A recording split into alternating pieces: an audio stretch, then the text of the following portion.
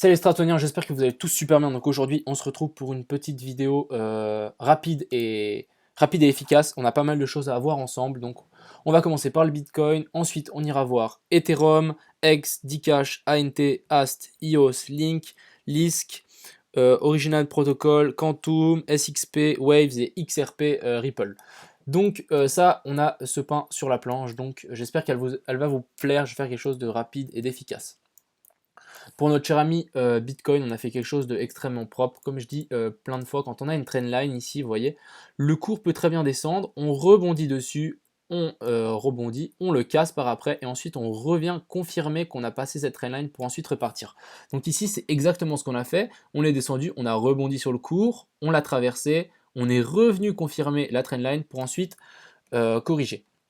Donc dans le trading, soyez patient, n'achetez pas forcément les cassures parce qu'on peut faire des fausses cassures. Donc vous voyez ceci, c'est signe de fausse cassure. Je pense que ça a piégé des gens. Donc attendez vraiment une cassure franche, une bougie qui clôture et une deuxième de confirmation.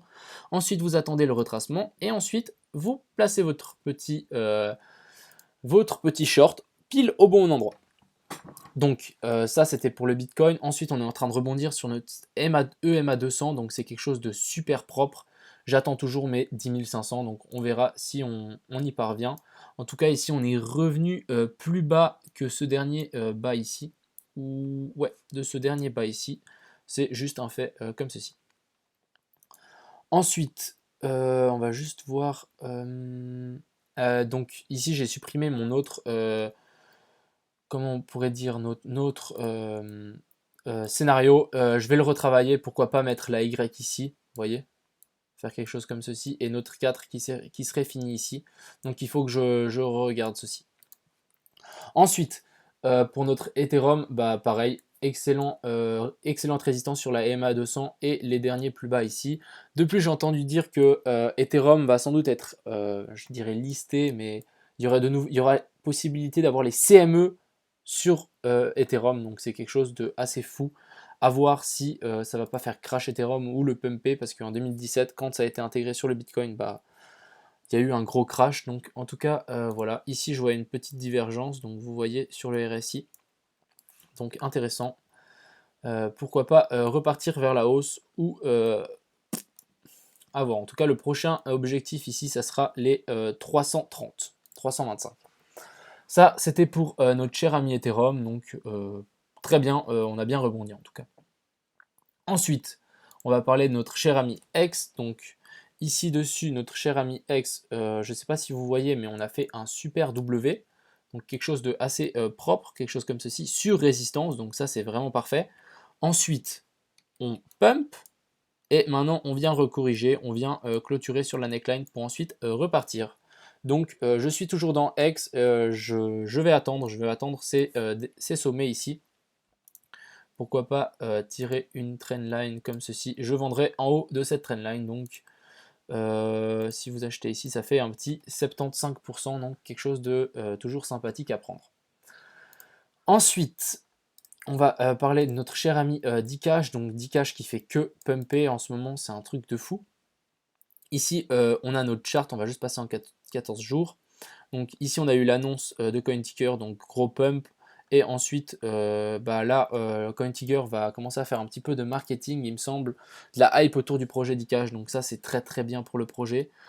Concernant les investissements, moi j'attendrai, je pense que le listing sera fin de semaine, début week-end ou fin de week-end. En tout cas, ça sera cette semaine. Pourquoi pas attendre une baisse vers les 0,3, 0,4 pour pouvoir réinvestir. Je pense que ça serait vraiment un très bon prix parce que je pense qu'on reviendrait facilement sur les 0,6, donc ça vous ferait directement 1 x 2, donc très très propre. Bon, il y a des trucs un peu, des pourcentages un peu de folie. Heureusement que moi par contre, là juste pour vous dire, moi je vous avais dit pourquoi pas investir sur le Dcash quand on était là, hein.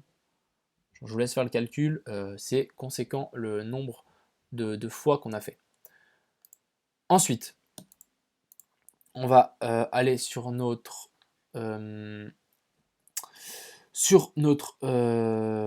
alt. Donc ensuite, on va parler de ANT. Donc ANT, ici, on est toujours dans ce super beau canal haussier. Donc Quelque chose de très intéressant, on a tapé le haut, donc attention, je n'investirai pas actuellement quand on prend à 30% dans la journée. J'attendrai plutôt une baisse, pourquoi pas revenir sur ces derniers sommets, toucher le bas du canal, et ensuite vendre le haut du canal, ou investir long terme, hein, bien sûr, quand ça commence à descendre, vous achetez par palier, bien évidemment. Si on vient toucher le canal, c'est possible qu'ensuite on reparte et qu'on casse ce canal à la hausse, comme a fait Chainlink par exemple, quelque chose de complètement fou. Ensuite, on va parler de notre cher ami Ast.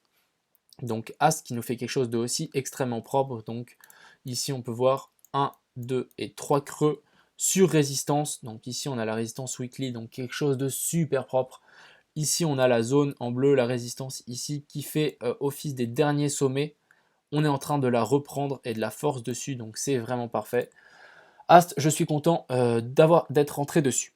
Ensuite, on va parler de EOS qui est en train de cracher, voilà. Donc, on n'a pas tenu cette EMA 200, donc c'est malheureux. On l'a traversé. Ensuite, on est vraiment venu mécher très très bas pour ensuite se finir et stabiliser sur les derniers sommets. Donc, pour moi, bon point d'achat en ce moment. Il faut quand même penser qu'on est toujours dans une trendline baissière, donc à vos risques et périls. Mais c'est pour moi une bonne zone d'achat si on ne descend pas plus bas sur ces derniers plus bas ici. Ensuite, on va parler de Link. Donc notre cher ami Link qui nous fait aussi de quelque chose d'extrêmement propre. Vous voyez, on vient sur le dernier sommet, donc on vient 2 fois le tester. Donc parfait, franchement parfait. Je pense que si on avait placé des ordres d'achat ici, bah, ça aurait été parfait, parfait. Ensuite, on a Lisk. Donc Lisk, on va juste passer en une journée. Donc vous voyez ici quelque chose de aussi super propre, je le dis tout le temps. Ouais, on est vraiment venu mais tester le dernier plus haut. C'est vraiment ça sur presque toutes les altes en ce moment. Euh, c'est vraiment quelque chose de assez récurrent. On pump, on vient, on pump et on corrige sur le dernier plus haut pour ensuite repartir. Donc c'est assez facile à prédire où est-ce que la baisse va s'arrêter.